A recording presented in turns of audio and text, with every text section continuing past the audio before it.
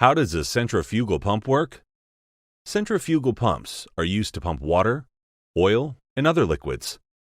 Let's try to understand why these pumps are designed to carry out the task of transporting liquids successfully.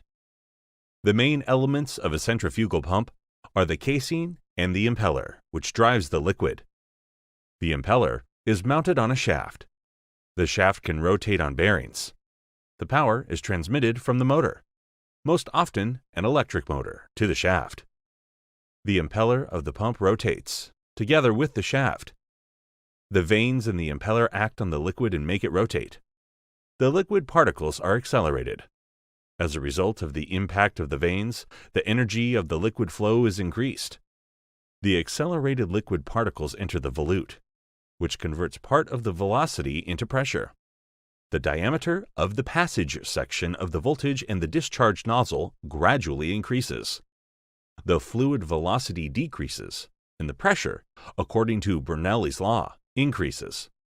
Three main types of impellers are used in centrifugal pumps: closed with back and front discs, vanes and fairings. Semi-open with the vanes are free on the front side. Open with the vanes free on both sides. If bearings support only one side of the shaft, the pump is called a cantilever pump. It is a versatile design that is used in small and medium-sized pumps. A heavy impeller cannot be cantilevered. In this case, the shaft is mounted on bearings and the impeller is placed between them.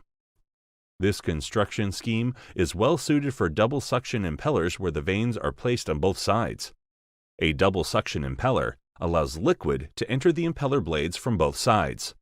Thus, we have two pumping units without significantly increasing the weight and dimensions of the pump. This scheme is relevant for pumps with high capacities because the pumping units are installed parallel. Multi-stage centrifugal pumps. By installing pumps in series, the head of the liquid can be increased in the system. Pumps installed in series can be combined by placing several impellers in the same casing.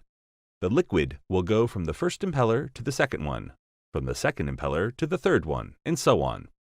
Using a multi-stage arrangement can increase the head of the pump many times over, as the impellers are mounted in series, and each of them increases the head.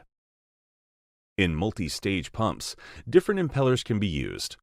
For example, a screw centrifugal pump has an auger on the first stage and a centrifugal impeller on the second stage.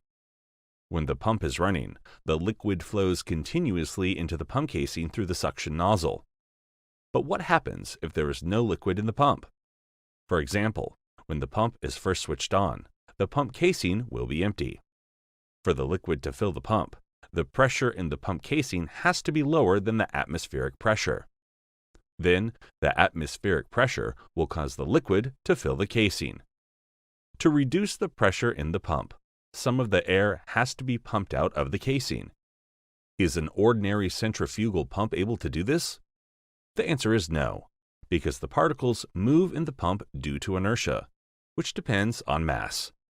The mass of air particles is much lower than that of water particles, so it is impossible to pump air at speeds that a centrifugal pump operates at. For this reason, centrifugal pumps must be primed before switching on, either through a special channel in the casing or through the discharge nozzle. If you are interested in rearranged pumps or other designs, let us know in the comment section, and we will try to make a video about them.